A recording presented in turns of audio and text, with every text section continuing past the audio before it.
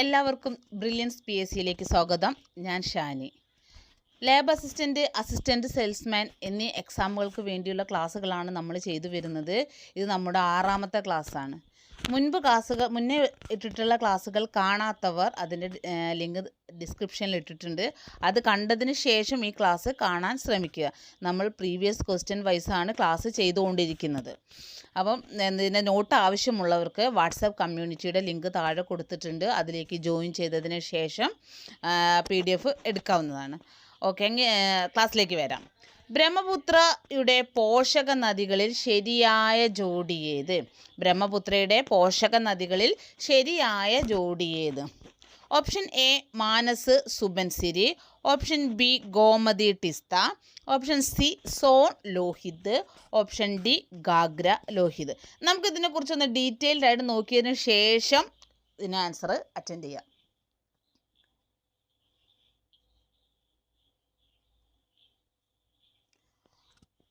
Himalayan നദികളാണ് സിന്ധു, ഗംഗ, ബ്രഹ്മപുത്ര. പ്രധാന Himalayan നദികളാണ് സിന്ധു, ഗംഗ, ബ്രഹ്മപുത്ര. ഇവ മൂന്നുമാണ് പ്രധാന ഹിമാലയൻ നദികൾ. സിന്ധു നദിയുടെ നീളം 2880 കിലോമീറ്ററാണ്. സിന്ധു നദിയുടെ നീളം 2880 കിലോമീറ്റർ. സിന്ധുവിൻ്റെ ഉത്ഭവസ്ഥാനം മാനസ സരോവർ തടാകം, ടിബറ്റിലെ മാനസ സരോവർ തടാകത്തിൽ നിന്നുമാണ് സിന്ധു നദി ഉത്ഭവിക്കുന്നത്. സിന്ധുവിൻ്റെ പ്രധാന പോഷക നദികളാണ് ചലം, ചിനാബ്, സത്ലജ്, രവി, ബിയാസ്. ചലം, ചിനാബ്, സത്ലജ്, രവി, ബിയാസ്. അതുപോലെ അത് ഒഴുകുന്ന ജില്ലകൾ, അത് മീൻസ് ഒഴുകുന്ന സംസ്ഥാനം അഥവാ കേന്ദ്രഭരണ പ്രദേശമാണ് ജമ്മു കാശ്മീർ. സിന്ധു നദി എത്തിച്ചേരുന്നത് അറബിക്കടലിലാണ്. സിന്ധു നദി ഒഴുകി എത്തിച്ചേരുന്നത് അറബിക്കടലിലാണ്. പടിഞ്ഞാറോട്ട് ഒഴുകുന്ന ഒരേ ഒരു ഹിമാലയൻ നദിയാണ് സിന്ധു നദി. നെക്സ്റ്റ് ഗംഗ. ഗംഗയുടെ നീളം 2500 കിലോമീറ്റർ നീളമുള്ള ഗംഗ ഗംഗോത്രി ഹിമാനി, ഉത്തരാഖണ്ഡിലെ ഗംഗോത്രി ഹിമാനിയിൽ നിന്നും ഉത്ഭവിക്കുന്നു. അതിൻ്റെ പോഷക നദികളാണ് യമുന, സോൺ, ഗാഗ്ര, കോസി, ഗാണ്ഡക്. യമുന, സോൺ, ഗാഗ്ര, കോസി, ഗാണ്ഡക്. ഒരു വട്ടം കൂടെ പറയുന്നു: യമുന, സോൺ, ഗാഗ്ര, കോസി, ഗാണ്ഡക്. ഒഴുകുന്ന ജില്ലകൾ ഉത്തരാഖണ്ഡ്, ഉത്തർപ്രദേശ്, ബീഹാർ, പശ്ചിമ ബംഗാൾ, ജാർഖണ്ഡ്. ഉത്തരാഖണ്ഡ്, ഉത്തർപ്രദേശ്, ബീഹാർ, പശ്ചിമ ബംഗാൾ, ജാർഖണ്ഡ്. 5 ജില്ലകളിലൂടെയാണ് ഗംഗാ നദി ഒഴുകുന്നത്. ഗംഗാ നദി ഒഴുകി എത്തിച്ചേരുന്നത് ബംഗാൾ ഉൾക്കടലിലാണ്. ബംഗാൾ ഉൾക്കടലിലാണ് ഗംഗാ നദി എത്തിച്ചേരുന്നത്. നെക്സ്റ്റ് ബ്രഹ്മപുത്ര. ബ്രഹ്മപുത്രയുടെ നീളം 2900 കിലോമീറ്റർ നീളമുള്ള ബ്രഹ്മപുത്ര ചെംയുങ് ദുങ് ഹിമാനിയിൽ, ടിബറ്റിലെ ചെംയുങ് ദുങ് ഹിമാനിയിൽ നിന്നും ഉത്ഭവിക്കുന്നു. ടീസ്റ്റ, മാനസ്, ലോഹിത്, സുബൻസിരി. അതൊക്കെയാണ് ടീസ്ത, മാനസ്, ലോഹിത്, സുബൻസിരി. ഇവയൊക്കെയാണ് ബ്രഹ്മപുത്രയുടെ പോഷക നദികൾ. ബ്രഹ്മപുത്ര ഒഴുകുന്നത് അരുണാചൽ പ്രദേശ്, ആസാം എന്നീ സംസ്ഥാനങ്ങളിലൂടെയാണ്. അരുണാചൽ പ്രദേശ്, ആസാം എന്നീ സംസ്ഥാനങ്ങളിലൂടെയാണ് ബ്രഹ്മപുത്ര നദി ഒഴുകുന്നത്. ബ്രഹ്മപുത്രയുടെ പതനസ്ഥാനം ബംഗാൾ ഉൾക്കടലാണ്. ബ്രഹ്മപുത്ര പതിക്കുന്നത് എവിടെയാണ്? ബംഗാൾ ഉൾക്കടലിലാണ് ബ്രഹ്മപുത്ര പതിക്കുന്നത്. അപ്പോൾ നമുക്കിനി ക്വസ്റ്റ്യനിലേക്ക് വരാം. നമ്മൾ നേരത്തെ കണ്ട ക്വസ്റ്റ്യൻ എന്തായിരുന്നു? ബ്രഹ്മപുത്രയുടെ പോഷക നദികളിൽ ശരിയായ ജോഡി ഏത് അല്ലേ? ഏത് ആൻസർ വരുന്നത്? ഓപ്ഷൻ എ ആണ്, മാനസ്, സുബൻസിരി. ഏതാണ്? ഓപ്ഷൻ എ, മാനസ്, സുബൻസിരി എന്നിവയാണ് ബ്രഹ്മപുത്രയുടെ പോഷക നദികൾ. ഇനി നമുക്ക് നദികളെ കുറിച്ചൊന്ന് ഡീറ്റെയിൽഡ് ആയിട്ട് നോക്കാം. സിന്ധു നദി. ഹിമാലയൻ നദികളിൽ ഏറ്റവും നീളം കൂടിയ നദിയാണ് സിന്ധു നദി. ഹിമാലയൻ നദികളിൽ ഏറ്റവും നീളം കൂടിയ നദി സിന്ധു നദി. ഇന്ത്യൻ ഉപഭൂഖണ്ഡത്തിലെ ഏറ്റവും നീളം കൂടിയ നദി സിന്ധു നദിയാണ്. ഇന്ത്യൻ ഉപഭൂഖണ്ഡത്തിലെ ഏറ്റവും നീളം കൂടിയ നദി സിന്ധു നദിയാണ്. ഉപദ്വീപീയ ഇന്ത്യയിലെ ഏറ്റവും വലിയ നദി ഗോദാവരിയാണ്. ഉപദ്വീപീയ ഇന്ത്യയിലെ ഏറ്റവും വലിയ നദി ഗോദാവരിയാണ്. പടിഞ്ഞാറോട്ടൊഴുകുന്ന ഏക ഹിമാലയൻ നദി, പടിഞ്ഞാറോട്ടൊഴുകുന്ന ഏക ഹിമാലയൻ നദി PSC ചോദിച്ച ക്വസ്റ്റ്യൻ ആണ് കേട്ടോ. സിന്ധു നദിയാണ്. സിന്ധു നദി പാകിസ്ഥാനിലേക്ക് കടക്കുന്നത് ജമ്മു കാശ്മീരിലെ ചില്ലാർ എന്ന സ്ഥലത്ത് വെച്ചാണ്. സിന്ധു നദി പാകിസ്ഥാനിലേക്ക് കടക്കുന്നത് ജമ്മു കാശ്മീരിലെ ചില്ലാർ എന്ന് പറയുന്ന സ്ഥലത്ത് വെച്ചാണ്. സിന്ധു നദി സമതലത്തിലേക്ക് കടക്കുന്ന പാകിസ്ഥാനിലെ സ്ഥലം അറ്റോക്ക് എന്ന് പറയുന്ന പാകിസ്ഥാനിലെ സ്ഥലത്ത് വെച്ചിട്ടാണ് സിന്ധു നദി സമതല പ്രദേശത്തിലേക്ക് കടക്കുന്നത്. അതുപോലെ സിന്ധു നദി പാകിസ്ഥാനിലേക്ക് പോകുന്നത് ചില്ലാർ എന്ന സ്ഥലത്ത് വെച്ച്, ജമ്മു കാശ്മീരിലെ ചില്ലാറിലൂടെ ഒഴുകിയാണ് സിന്ധു നദി പാകിസ്ഥാനിലേക്ക് പോകുന്നത്. സിന്ധുവിൻ്റെ ഏറ്റവും വലിയ പോഷക നദിയാണ് ചിനാബ്. സിന്ധുവിൻ്റെ ഏറ്റവും വലിയ പോഷക നദി ചിനാബാണ്. ഇന്ത്യയിലൂടെ ഒഴുകുന്ന സിന്ധുവിൻ്റെ ഏറ്റവും വലിയ പോഷക നദി സത്ലജ്. അതായത് സിന്ധു ഭൂരിഭാഗം പാകിസ്ഥാനിലൂടെ ഒഴുകുന്നുണ്ട് അല്ലേ. അപ്പോൾ സിന്ധുവിൻ്റെ ഏറ്റവും വലിയ പോഷക നദി ഏതാണെന്ന് ചോദിച്ചാൽ അത് ചിനാബാണ്. എന്നാൽ ഇന്ത്യയിലൂടെ ഒഴുകുന്ന സിന്ധുവിൻ്റെ ഏറ്റവും വലിയ പോഷക നദിയാണ് സത്ലജ്. ഇന്ത്യയിലൂടെ ഒഴുകുന്ന സിന്ധുവിൻ്റെ ഏറ്റവും വലിയ പോഷക നദിയാണ് സത്ലജ്. സിന്ധുവിൻ്റെ ഏറ്റവും ചെറിയ പോഷക നദി ബിയാസ്. സിന്ധുവിൻ്റെ ഏറ്റവും ചെറിയ പോഷക നദിയാണ് ബിയാസ്. പൂർണ്ണമായും ഇന്ത്യയിലൂടെ ഒഴുകുന്ന പോഷക നദിയാണ് ഏത്? ബിയാസ്. അപ്പോൾ സിന്ധുവിൻ്റെ ഏറ്റവും വലിയ പോഷക നദി എന്ന് ചോദിച്ചാൽ അത് ചിനാബാണ്. എന്നാൽ ഇന്ത്യയിലൂടെ ഒഴുകുന്ന സിന്ധുവിൻ്റെ ഏറ്റവും വലിയ പോഷക നദിയാണ് സത്ലജ്. സിന്ധുവിൻ്റെ ഏറ്റവും ചെറിയ പോഷക നദി ഏതാന്ന് ചോദിച്ചാൽ ബിയാസ് അല്ലേ. സിന്ധുവിൻ്റെ ഏറ്റവും വലിയ പോഷക നദി ചിനാബ്, ഏറ്റവും ചെറിയ പോഷക നദി ബിയാസ്. ഇന്ത്യയിലൂടെ ഒഴുകുന്നതിൽ ഏറ്റവും വലിയ പോഷക നദിയാണ് സത്ലജ്. പൂർണ്ണമായും ഇന്ത്യയിലൂടെ ഒഴുകുന്ന പോഷക നദി ഏതാണ്? ബിയാസാണ്. ഏറ്റവും ചെറിയ പോഷക നദിയും ബിയാസാണ്. ഇന്ത്യയിലൂടെ ഒഴുകുന്ന ചെറിയ പോഷക നദി പൂർണ്ണമായും ഇന്ത്യയിലൂടെ ഒഴുകുന്ന പോഷക നദി ഏതാണ്? ബിയാസാണ്. സിന്ധുവിൻ്റെ 5 പോഷക നദികളും സിന്ധു നദിയുമായി കൂടിച്ചേരുന്ന സ്ഥലമാണ് മിത്താൻകോട്ട്. പാകിസ്ഥാനിലെ മിത്താൻകോട്ട് എന്ന് പറയുന്ന സ്ഥലത്ത് വെച്ചാണ് സിന്ധുവിൻ്റെ 5 പോഷക നദികളും സിന്ധുവുമായിട്ട് കൂടിച്ചേരുന്നത്. ഏതാ സ്ഥലം? മിത്താൻകോട്ട്. പാകിസ്ഥാനിലെ മിത്താൻകോട്ട് എന്ന് പറയുന്ന സ്ഥലത്ത് വെച്ചിട്ട് സിന്ധുവിൻ്റെ 5 പോഷക നദികൾ നമ്മൾ പഠിച്ചിട്ടുണ്ട്. ചലം, ചിനാബ്, സത്ലജ്, രവി, ബിയാസ്. ചലം, ചിനാബ്, സത്ലജ്, രവി, ബിയാസ്. ഈ 5 പോഷക നദികളും സിന്ധുവുമായിട്ട് കൂടിച്ചേരുന്നത് പാകിസ്ഥാനിലെ മിത്താൻകോട്ട് എന്ന് പറയുന്ന സ്ഥലത്ത് വെച്ചാണ്. സിന്ധു നദി അറബിക്കടലിലേക്ക് പതിക്കുന്നത് പാകിസ്ഥാനിലെ കറാച്ചി തുറമുഖത്ത് വെച്ചിട്ടാണ്. സിന്ധു നദി അറബിക്കടലിലേക്ക് പതിക്കുന്നത് പാകിസ്ഥാനിലെ കറാച്ചി തുറമുഖത്ത് വെച്ചിട്ടാണ് അറബിക്കടലിൽ പതിക്കുന്നത്. കാശ്മീരിലെ വൂളാർ തടാകത്തിലേക്ക് ഒഴുകിയെത്തുന്ന സിന്ധുവിൻ്റെ പോഷക നദിയാണ് ചലം. കാശ്മീരിലെ വൂളാർ തടാകത്തിലേക്ക് ഒഴുകിയെത്തുന്ന സിന്ധുവിൻ്റെ പോഷക നദിയാണ് ചലം. ഉറി ജലവൈദ്യുത പദ്ധതി സ്ഥിതി ചെയ്യുന്ന നദി ചലം നദിയിലാണ്. ശ്രദ്ധിച്ച് വെക്കുക, ഉറി ജലവൈദ്യുത പദ്ധതി ഏത് നദിയിലാണ്? ചലം നദിയിലാണ്. ബക്ലിഹാർ, ദുൽഹസ്തി എന്നീ ഡാമുകൾ സ്ഥിതി ചെയ്യുന്നത് ചിനാബിലാണ്. ഓർത്ത് വെച്ചോളൂ, ബക്ലിഹാർ, ദുൽഹസ്തി എന്നീ ഡാമുകൾ സ്ഥിതി ചെയ്യുന്ന നദി ചിനാബാണ്. സിന്ധുവിൻ്റെ പോഷക നദിയായ ചിനാബിലാണ് ബക്ലിഹാർ, ദുൽഹസ്തി എന്നീ ഡാമുകൾ സ്ഥിതി ചെയ്യുന്നത്. ഉറി ജലവൈദ്യുത പദ്ധതി സ്ഥിതി ചെയ്യുന്നത് സിന്ധുവിൻ്റെ പോഷക നദിയായ ചലം നദിയിലാണ്. തെയിൻ ഡാം അഥവാ രഞ്ജിത് സാഗർ ഡാം എന്നിവ സ്ഥിതി ചെയ്യുന്ന നദി രവി നദി. സിന്ധുവിൻ്റെ മറ്റൊരു പോഷക നദിയായ രവി നദിയിലാണ് തെയിൻ ഡാമും രഞ്ജിത് സാഗർ ഡാമും സ്ഥിതി ചെയ്യുന്നത്. കുളു മണാലി താഴ്വരകളിലൂടെ ഒഴുകുന്ന നദി ബിയാസ്. കുളു മണാലി ഈ ക്വസ്റ്റ്യൻ ചോദിച്ച ക്വസ്റ്റ്യൻ ആട്ടോ. കുളു മണാലി താഴ്വരകളിലൂടെ ഒഴുകുന്ന നദിയാണ് ബിയാസ്. സത്ലജ് നദിക്ക് കുറുകെ നിർമ്മിച്ചിരിക്കുന്ന അണക്കെട്ട് ബക്രാനങ്കൽ. PSC ചോദിച്ചിട്ടുണ്ട്, ബക്രാനങ്കൽ അണക്കെട്ട് സ്ഥിതി ചെയ്യുന്ന നദി ഏത് എന്ന് ചോദിച്ചിട്ടുണ്ട്. അപ്പം നമുക്കിപ്പോൾ ആൻസർ അറിയാം. ഏതിലാണ് ബക്രാനങ്കൽ അണക്കെട്ട് സ്ഥിതി ചെയ്യുന്നത്? സത്ലജ് നദിയിലാണ്. സിന്ധുവിൻ്റെ ഒരു പോഷക നദിയായ സത്ലജ് നദി. ബക്രാനങ്കൽ അണക്കെട്ടിലെ ജലസംഭരണി അറിയപ്പെടുന്നത് ഗോവിന്ദ് സാഗർ. ബക്രാനങ്കൽ അണക്കെട്ടിലെ ജലസംഭരണി അറിയപ്പെടുന്നത് ഗോവിന്ദ് സാഗർ എന്നാണ് അറിയപ്പെടുന്നത്. ഇന്ത്യയിലെ ഏറ്റവും വലിയ നദിയാണ് ഏത്? ഗംഗാ നദി. ഇന്ത്യയിലെ ഏറ്റവും വലിയ നദി ഗംഗാ നദി. ഏറ്റവും വലിയ നദി ഏതാണെന്ന് ചോദിച്ചാൽ സിന്ധു നദിയാണ്. പക്ഷേ ഇന്ത്യയിലെ ഏറ്റവും വലിയ നദി ഏതാണ്? ഗംഗാ നദിയാണ്. ഗംഗാ നദിയെ ഇന്ത്യയുടെ ദേശീയ നദിയായി പ്രഖ്യാപിച്ചത് 2008 നവംബർ 4-ലാണ്.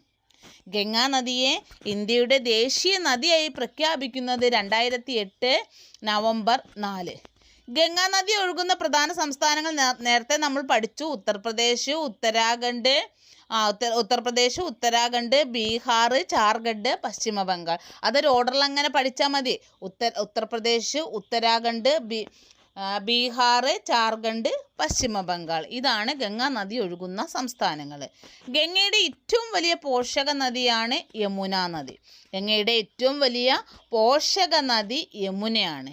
ഗംഗയും യമുനയും കൂടിച്ചേരുന്നത് അലഹാബാദ്, ഉത്തർപ്രദേശിലെ അലഹാബാദ് എന്ന് പറയുന്ന സ്ഥലത്ത് വെച്ചാണ് ഗംഗാ നദിയും യമുന നദിയും കൂടിച്ചേരുന്നത്.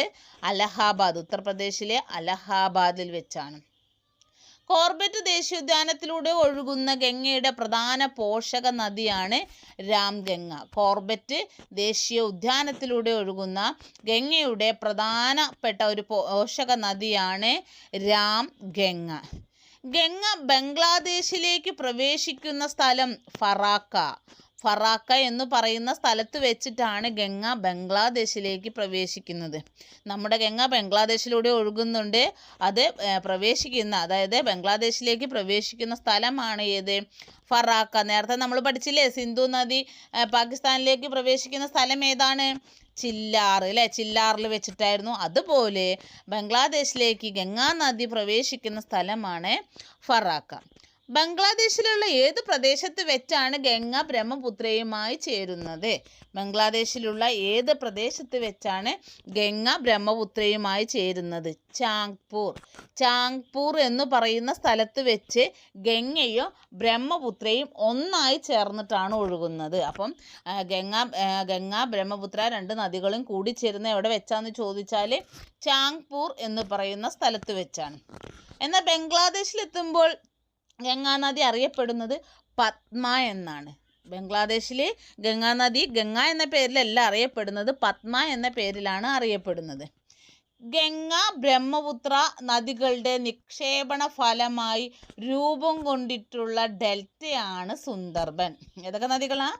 ഗംഗ ബ്രഹ്മപുത്ര നദികളുടെ നിക്ഷേപണ ഫലമായി രൂപം കൊണ്ടിരിക്കുന്ന ഡെൽറ്റയാണ് സുന്ദർബൻ. അതുപോലെ ഗംഗാ നദിയുടെ ഏറ്റവും പ്രധാന കൈവഴിയാണ് ഹൂഗ്ലി. ഗംഗാ നദിയുടെ പ്രധാന കൈവഴിയാണ് ഹൂഗ്ലി.